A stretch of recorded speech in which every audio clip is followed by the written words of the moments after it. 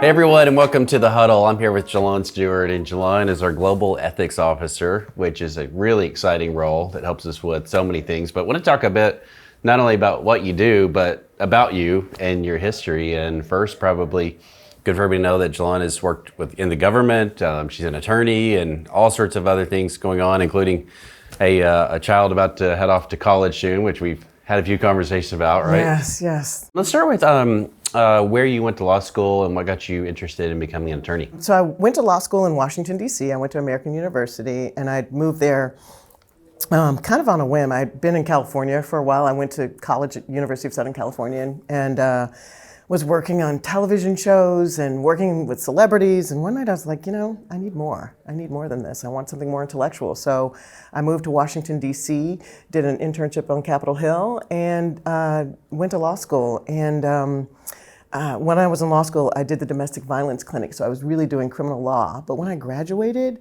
I didn't want to do criminal law. It was hard for me because I could sympathize with victims, but I could also sympathize with defendants who were in the system. So I said, I'm not going to do it, and I became a pension and tax lawyer, which is about as far away from criminal law as you could get.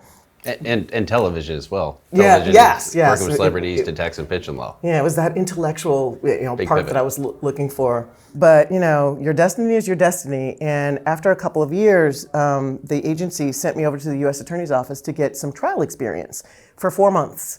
And I ended up staying for 19 years. I mean, I've really found my passion and loved being a federal prosecutor. So you had really no aspiration being an attorney at USC. It just sort of came together, these life experiences. Yeah, I mean, I always talked a lot and I always debated quite a bit, so it's probably in my future, Natural. but that wasn't the direction I was thinking of. Yeah, a lot of people ask me, people that are in their 20s or teens, what do you think I should do? And the answer is just go figure out and explore it. So I think a good example there that you mentioned is you just tried a few things and then it landed on you, which is great. That's right. And you made the most of it. Yeah, and that's what I tell my son. These college applications, they want to know what my 17-year-old wants to do with the rest of his life. He doesn't know. Too early to decide, and sometimes it takes 2 decades to figure it out after that. It's okay. Just do something that you enjoy. One of the questions I had when you were in government, what's the most rewarding experience you think you had while you were there? That's a really hard question. I think most prosecutors would talk about some big conviction they had or some big trial. But for me, some of the cases I didn't prosecute are just as important as the ones that I did, because not everyone needs to be prosecuted, and knowing when to do that and when not to is important. I had a young man who was selling marijuana, which was illegal back then, and the defense attorney asked me, Jalon, there's a program. Would you agree to allow him to serve his sentence in a program, a jobs training program? And I said yes. And he was able to earn his electrician license. And years later, I saw him, and he started a business and employs dozens of people and is one of the pillars in the community, helping young boys who are caught up in the system get out. And so to me, that was just as rewarding as any conviction I ever got. Sure. And clearly what was so appealing for the company about Jalon is this obvious commitment to purpose and serving with principles. So I do want to talk about that for a second as an ethics officer, in your primary responsibility, but just in general, you clearly have principles about making a difference, making an impact. How should people who are watching, listening, think about defining their own set of principles and their own purpose to know where are the boundaries from which you operate? Right. I always start with doing the right thing. And I did that as a prosecutor, and I do that as the ethics officer for the company. And how do you define the right thing? Who taught you that? Where did you decide what the right thing is? We here at Walmart, we have an integrity equation that we sort of give individuals. And if people are wondering, how do I know whether it's the right thing to do? Ask 3 questions. 1, is it legal? 2, is it consistent with our Walmart code of conduct? And 3, does it put Walmart's interests first? And if the answer to any of those questions is no, don't do it. Don't do it. And the 4th part of that is, if you're not sure, call us and we can tell you, we can guide you. That's fantastic. And it's hard sometimes because of our past experience, but others, we say something sometimes that makes a lot of sense to me, which sometimes it's hard to take the hard right. That's right. And the hard right is, yes, it can be difficult and reasons not to, but ultimately you want to think about what's the decision you'll be most proud of in the long run? And not saying anything is basically saying it's okay. That's exactly right. One of the ways I have tried to say this to myself or think about what it means is, first, we do have basic beliefs. For years, we talked about the 3 basic beliefs, which is respect for individuals, serving others, and striving to be excellent. So you can be competitive and move fast and all those things and be respectful. And then it was important to note that integrity was really always a core foundation of what we do. And for me personally, one of the ways I think about the decisions I make is through the lens of that, but I also just think of some simple things like, what would my twin daughters who are 17, what would they be proud of and not proud of if they heard that their dad did or didn't do? And so there's just a lot of ways that people, depending on where you are in your life, how you can take those values and just apply them to what does it mean for me?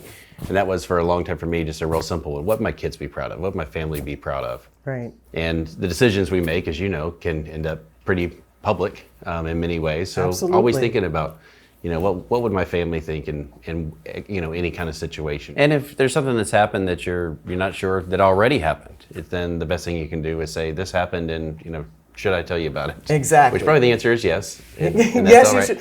Hey, but get help to work through it. always err on the side of reaching out to us, because you're right, we can help you work through it if it was a problem, and we can prevent further harm from happening.